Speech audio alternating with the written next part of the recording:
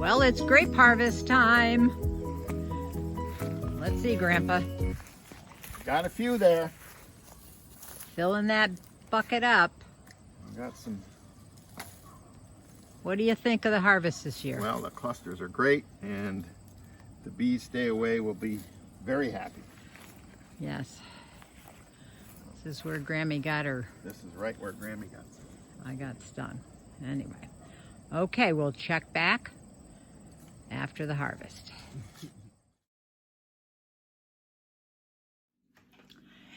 Here we are in Grammy's kitchen. We're starting out in the kitchen today. We're not going to be cooking, but I am going to be talking about 3 different kinds of tomatoes that I grew. This year has been particularly hard on a lot of gardeners, not climactically, but in being able to obtain seeds for growing. There has been a shortage because of the pandemic, and a lot of people are growing their own food for food security, thinking that, you know, there may be food shortages. But as many gardeners who always grow no matter what, which is me, I am also thinking about this for the future. I was very lucky. I bought all of my seeds in January and didn't really have a problem getting what I wanted. So, but next year, who knows what it's going to bring. So I thought I would, and to start this video that we're going to be seeing is going to be on saving seeds. You all know that I've been saving a few seeds from plants out in the garden already this year, but this year I'm going to try saving seeds from tomatoes. These are 3 varieties that I grew this year. We had the Hungarian Heart. It's that pinkish flesh skinned oxbow type tomato. It's kind of in a paste variety. It's very pulpy. There are very few seeds, and it tastes wonderful. It makes a great sauce. This center one is an Amish paste, and I had about 10 of these plants. Also, a paste tomato makes very good sauce. And this one on this side is called an Opalka, and that is another paste tomato, very meaty and not as juicy as a regular slicing tomato. Anyway, so I thought I would try and save seeds from these 3 varieties, which I think I'm going to grow again next year. Definitely these 2 for sure. This was brand new this year for me, and I got really excited about it. It was that one, remember, that it was 1 pound, 14 ounces, that biggest one that I had. Anyway, did a little research on saving seeds. So what we're going to do is you're going to cut the seed open, or excuse me, cut the tomato open. And there is our Hungarian Heart. These are the seed cavities, and these are the seeds. Now with tomatoes, a lot of these seeds are already fully developed and will have the potential to grow a new plant. So, but I'm going to try it. I'm going to give it a try. You're going to want to scrape out the seeds with this pulp. It comes in this gelatinous surroundings. It's kind of what the plant makes to help the seeds stay in place. And so, remember, you only need 1 seed for a plant. So let me see if I can get a few more, because now see, I made a slice and barely nothing shows through, but here's a bunch right there. Okay, and let's do another slice. You might as well get plenty of these. If you harvest seeds like this, some tomato varieties can last, if you save the seeds properly, they can last a full, I don't know, at least 5 years or so. Anyway, not very many seeds, so it makes it a very good paste tomato. So we have Hungarian Heart in this jar. This one is the Amish paste. A little more juicy, but still certainly has enough seeds. Now these tomatoes are heirloom tomatoes. It means that they have been raised year and year and year and year and year after year for decades, and they always grow true to the variety. And that's what heirloom tomatoes do. Now the other type of tomatoes, there's others that are called hybrids. I'm not going to get into that right now. I will do that in later on in the video, and we'll talk about the difference between heirlooms and hybrids and what you can do with either one and what you can't do with either one. Okay, so here we have the alpaca. Slice this one up. This one, see how meaty that is. Very few seeds, but we're gonna see if we can't scrape a few out here. Look at that, not very many cavities that are holding the seeds. Now I'm not gonna throw this tomato away. This guy's gonna get sauced up later on this afternoon. Yep, see, that's not very many seeds in there, which is what a sauce maker wants to see. Okay, well that should give us some seeds anyway. Okay, so there's our 3 varieties, and here's our three samples. All right, so since there's pulp in all of these seed packets here, you know, all in that, there you can see the red pulp, and there's a few seeds in all of those. You can see that. We have to separate them out. We're going to let this happen naturally with a little fermentation. So we are going to put a bit of water in each one of these glasses. And we're going to let this naturally ferment so that the pulp will fall away from the seed. And then we can wash the pulp out, and all we'll have left is the seed. So in fermentation, we certainly don't want to close the top. So I have some coffee filters here. Well, first of all, before I do that, I'm going to label, because all tomato seeds look alike. And we certainly don't want to mix up our varieties. Okay, that was the alpaca. This is the Hungarian heart. We don't want it a surprise next year when I start wondering what happened to my Amish paste tomatoes. They look like Hungarian hearts. Okay, so we're going to put these on with a rubber band. And they're just going to set aside in a medium warm place, you know, about 70 degrees. So that would be perfect right on the countertop in the kitchen here. And so, and then I think we'll come back in, you know, during the week and do an update on what this looks like. Probably in about 3 to 5 days. I think we'll have some good results, and the seeds will fall away from the pulp. There might be a little bacterial growth or so on the top, mold growth actually on the top, but that shouldn't hurt the seeds. Anyway, seed saving for tomatoes. I hope it goes all right, because I'm looking forward to having these 3 varieties next year. All right. Okay, here we are to check out our tomato seeds. We're gonna, you see, we do have a little scumminess on the top. Here, if we look in the center, you see the seeds separating from the pulp.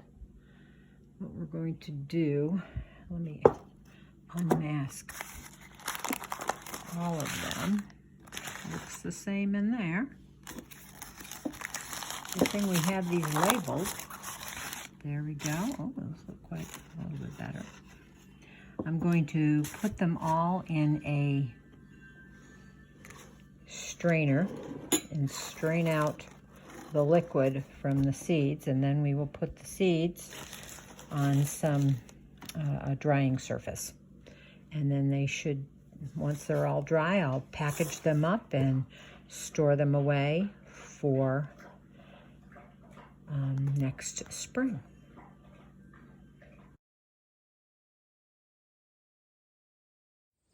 Hi, in the bean arbor right now.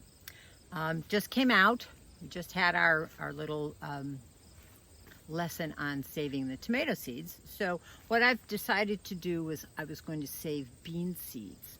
So not the green pole beans. I actually have quite a number that I didn't plant from last year.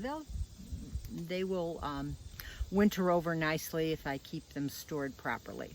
But I'm going to save some of these purple potted pole beans so I don't have to buy any more next year. So I've got any number, 6, 7, 8, I don't know, I probably have 10 that I have just let go. So this is still immature in the seed saving department. You're going to want to let beans in particular the pod go totally dry, and it becomes really brittle and brown, and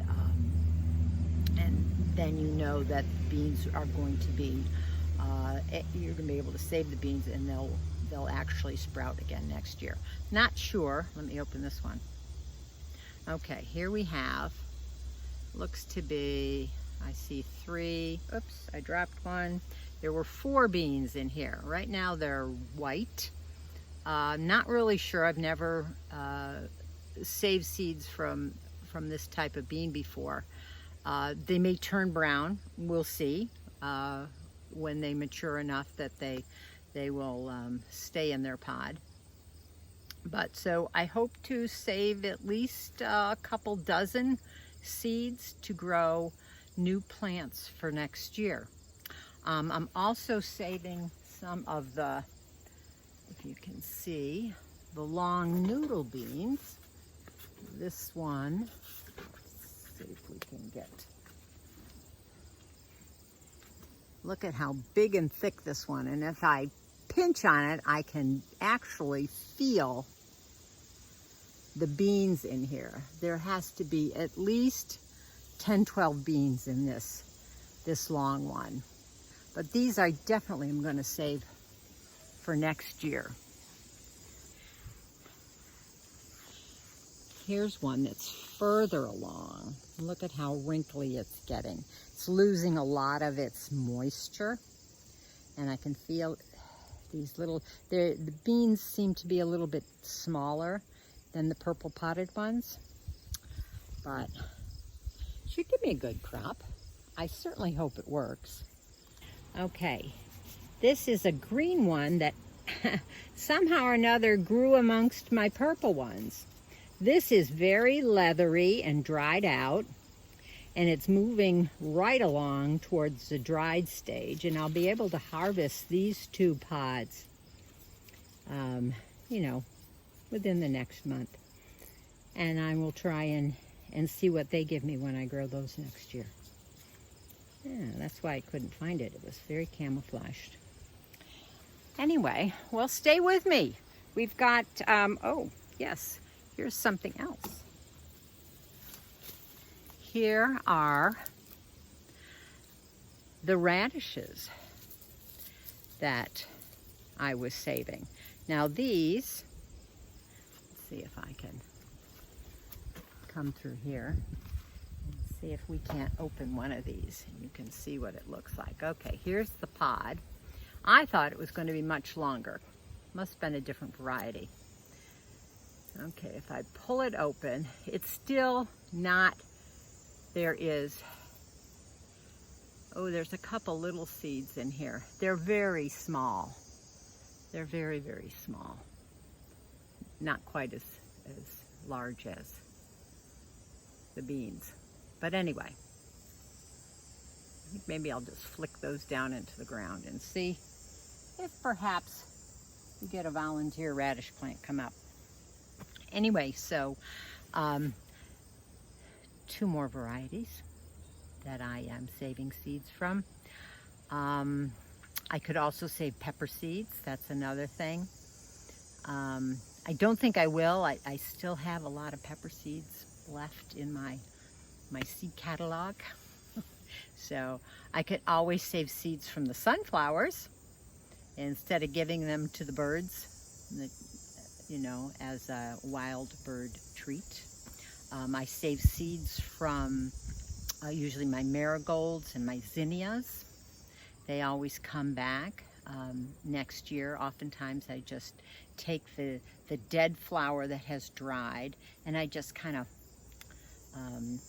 break it all apart and just throw it in the garden. I get volunteer flowers the next year as they came up. Actually, at the beginning of the year, I did that with a zinnia that bloomed very early, and it died off, became dry, and I just sowed the seeds around, and I have a number of second plantings of the marigolds.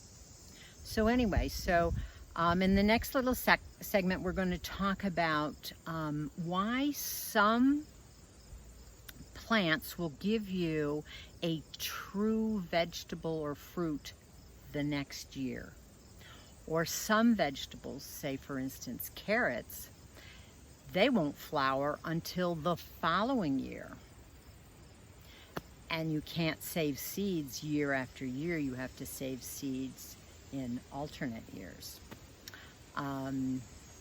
So next segment, that's what we're going to be talking about.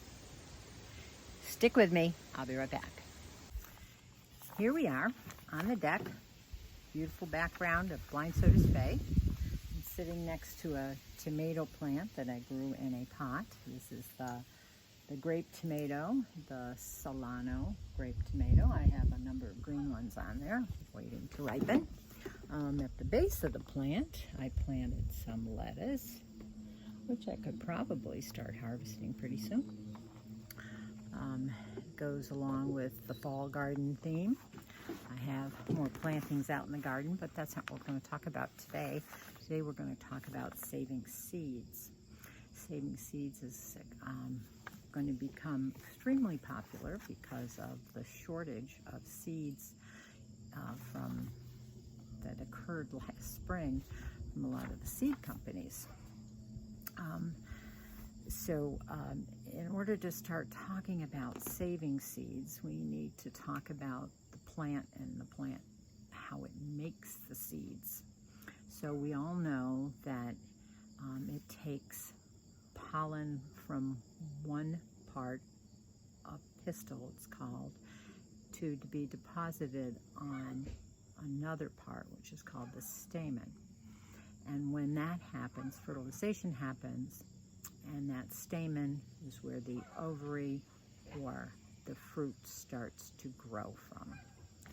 So there are a number of different ways that the fertilization of these flowers occur. So there is one type. I'm going to be going over some terminology here, and I may be reading a little bit of it, but I just wanted to get it right.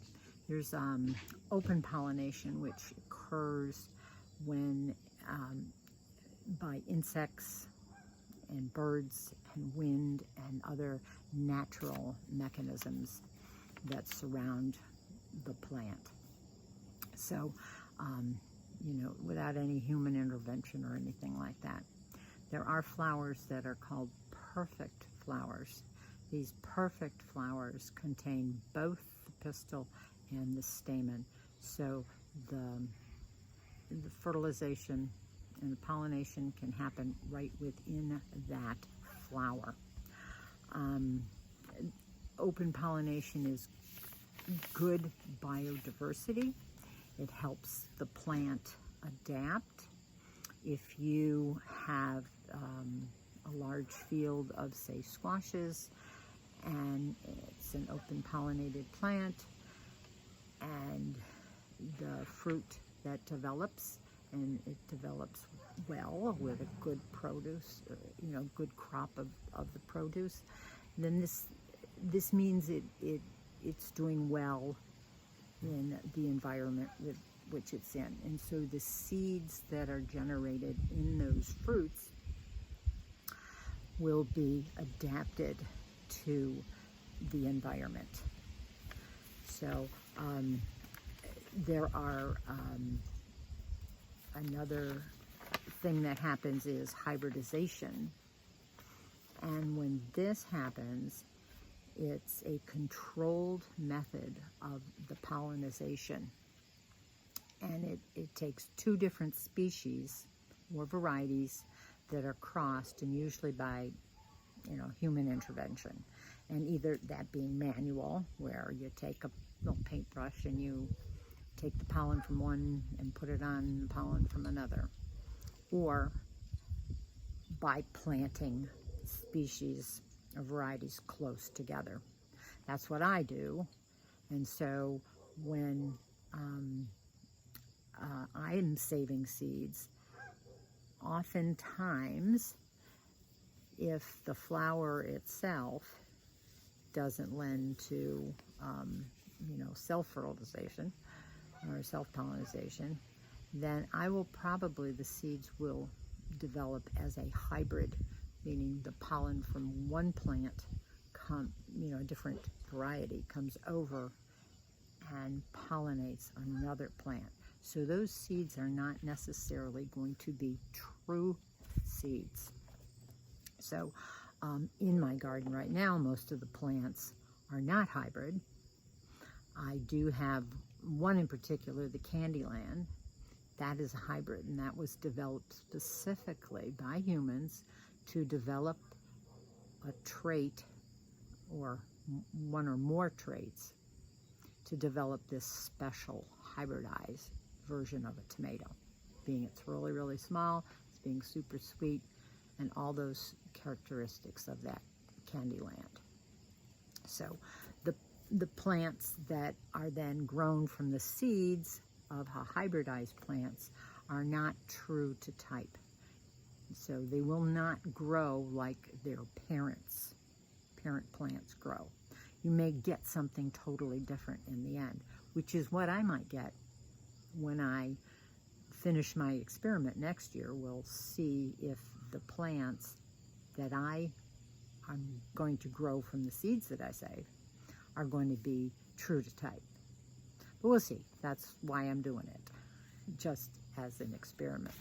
There's also a big hype on heirloom varieties of plants.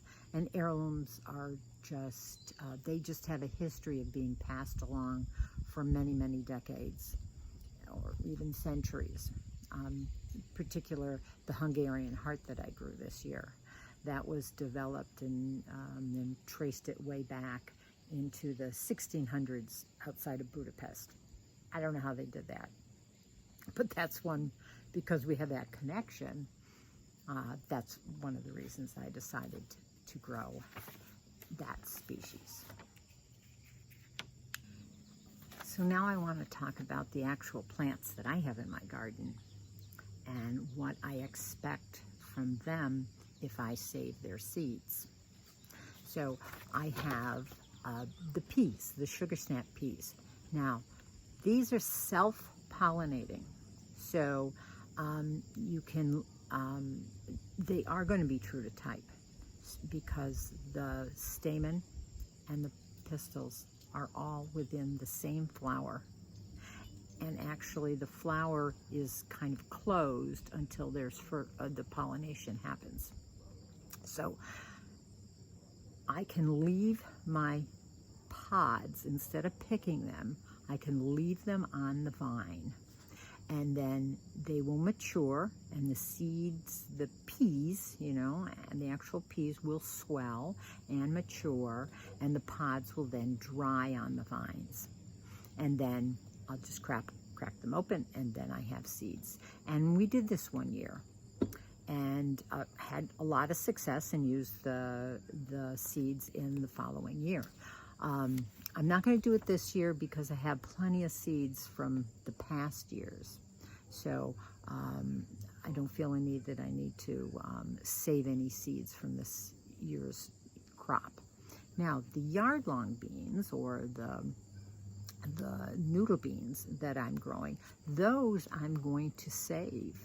Those seeds, you've seen pictures and stuff that I posted on it. And they're mostly self-pollinating, which is good. So then I could have a true to type plant next year. But there is some insect fertilization that goes on.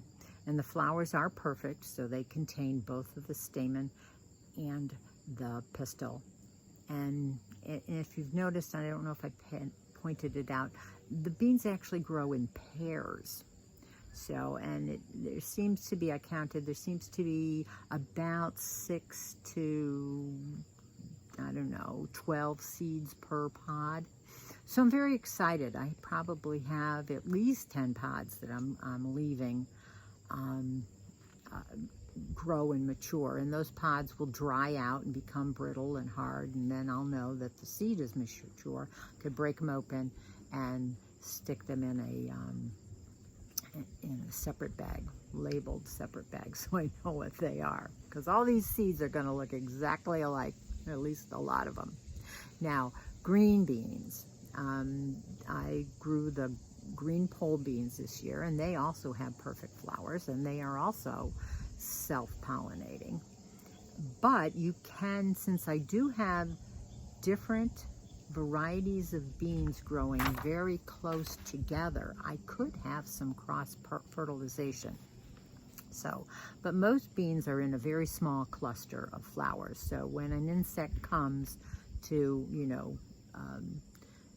gather the nectar and gets pollen on its little abdomen and moves over to the next one, more than likely I will have a true to type seed. And so then I can ensure that there is purity within there. But for sure on the yellow beans that I don't have any bush beans of the green, but I have the pole beans. They're a little more likely probably to have some cross-pollination. But anyway, we'll see. I'm going to save the seeds for the purple potted pole beans. I'm not going to save the seeds for the green ones, but I am for the purple. We'll see if I get purple potted ones next year. Don't know. Again, there's another experiment. Okay, cucumbers. Now with a cucumber, in order to save the seeds, they need to grow past their maturity. So they need to swell up and get huge. And then they usually, really swell up and turn yellow and stuff, and then you just kind of break them open and then dry the seeds and stuff like that. I'm not interested in developing viable seeds for my cucumbers. I still do have some cucumbers left over, seeds left over, so I'm just going to go the seed route with that. And then also the cucumber has male and female flowers, just like the squash that we've talked about in past videos. So, and also if you let that cucumber swell up and go to maturity, the whole plant's going to stop producing cucumbers. So the more cucumbers that you pick off your cucumber plant, the more flowers it'll have and the more cucumbers. But once you let one go, the plant says, oh yeah, I'm done. I just gave you about, 200 cucumber seeds. I'm finished.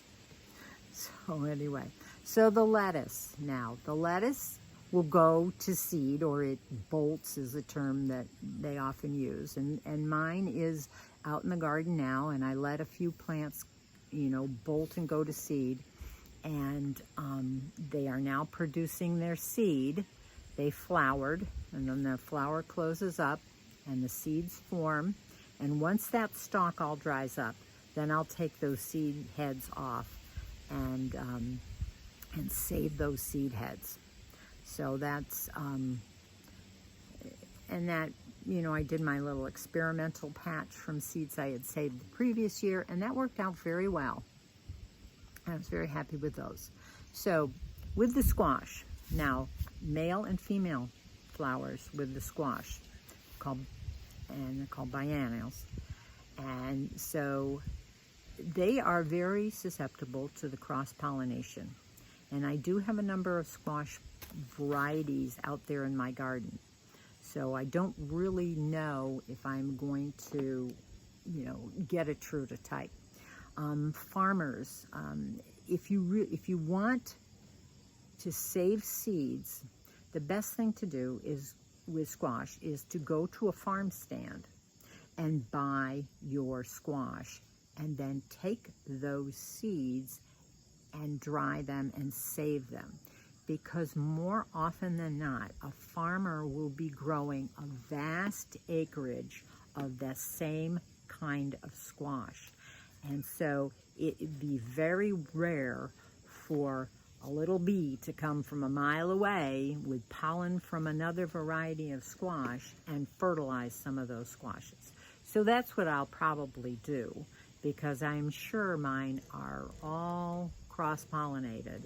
And if I planted those seeds that are in my spaghetti squash and in my honey nut squash and in my delicata squash, I'll probably get something that doesn't look like either of the parent at all. It might be very good, but if I want a honey nut squash again, I will probably go buy one from the farmer's market and then save those seeds.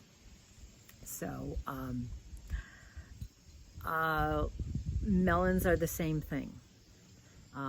With melons, there are male and female flowers. The cantaloupe I grew, the watermelon I grew, no guarantee that they are going to be true to type. So again, if you wanted to save seeds, your best bet is either to buy a package of seeds or get one from the market, from your local farmer's market, which is always better than buying a watermelon that was grown in Florida, because that watermelon is not going to like the conditions with which it grows up here in New York State. So, and pumpkins. Well, number one, I can't save my pumpkin seeds this year because I only have like one pumpkin. Pumpkins were a total disaster this year. But they cross-pollinate, and you never know from one year to the next what you're going to get. So I will buy new seeds for pumpkins, and we will try again. So tomatoes. Okay. In order to save seeds for tomatoes, you don't really, as I showed in my part of the video earlier, it's not necessary that the whole fruit becomes ripe. And so we did that. They have perfect flowers, so everything is contained within that. But they can also be cross-pollinated. Now, I grew mine sort of together in, the types were all together. But it doesn't mean that they are going to be true to type. Thus, when I save my tomato seeds, I am also going to plant a true to type of the same kind of plant and then compare them to see if perhaps some little bee hopped from one variety to the next. We also have, I grow onions and parsley and carrots. Most root vegetables are biennials, meaning that the plant is harvested for its vegetable or its root in that first year that the seed grows. Now, if you let that go to the next year, that's when you get flowers, and the flowers produce the seed. So the only thing that I let go was parsley from last year, and it is producing seed now, and I will save some of that seed and grow some parsley next year. Also, the onions I never let go. I picked those. Leeks, I think maybe next year I'll let one go. The garlic, definitely I'll let one of those scapes, there's that flower bud on the scape, and you let that, you'll let that flower, and that will produce seed. And I think maybe I'll try some garlic from seed. They call the way you plant garlic, and the way traditionally I plant garlic, they say you plant a seed garlic. Well, the seed garlic is really clove. It's part of the vegetable, of the root vegetable, and it's not really a true seed. The seed comes in that little flower that's attached to the scape. And scape only is in the hardneck varieties. I'm not really sure how the softneck varieties, I think they send up a flower stalk in their second year if you leave it in the ground. But I may let one or two go and try the actual garlic seeds maybe next year. But those are basically the plants that I have and that I am going to try and save seed from. Oh, I forgot peppers. I'm going to save some pepper seeds, the nadapeños and the King of the North pepper. Also, I'm growing the paprika peppers. I probably have about 5 or 6 peppers out of the 4 plants. They didn't do all that well. I have a theory, and next year I'm going to reconfigure the garden to, perhaps find a different way of planting. So anyway, so that's seed saving. That covered the vegetable garden part. I always save seeds from flowers, zinnias and marigolds and all of that. The flower matures, grows up, dies, and the seeds stay in that small head. And those are very easy to propagate the following year with those the seeds from those flowers. And then, of course, there's the giant sunflowers, and everybody knows that those are seeds that the birds eat, and oftentimes they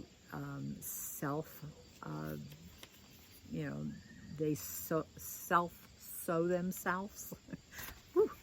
And they come up where you least expect them.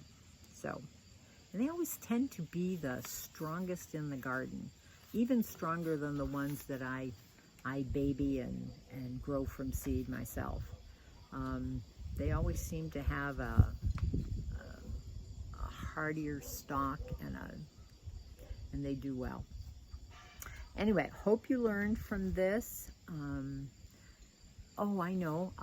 We did have a question. We had a question from Jay, and I certainly appreciate this question. Jay talked about the vineyard, which is getting a lot of attention in last week and in the coming weeks. Jay asked about making ice wine.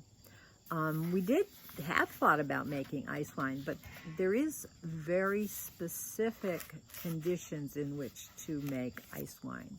You, number one, need a grape that's going to stay on the vine until you have a frost. Our grapes, the Frontenac grapes, have tended to ripen around Labor Day, which is why we picked now. And if we leave them on the vine until we get a frost, which may happen in early October, those grapes are all shriveled up. And so they're really not good for ice wine. I think maybe winemakers will take grapes and put them, flash freeze them a little bit, in the freezer, if they're ripe in September. I'm not sure how it works, but after reading into it, we've not considered doing ice wine. So one more special question for this week concerning, again, the vineyard. And we asked about how much of the Frontenac red grapes after we destem them and all of that, what was the final poundage that we got? I think it's pretty close to a record for the reds. And we have a winner. The final poundage, total poundage for the reds was 41 pounds. So this week we have a double winner. Congratulations.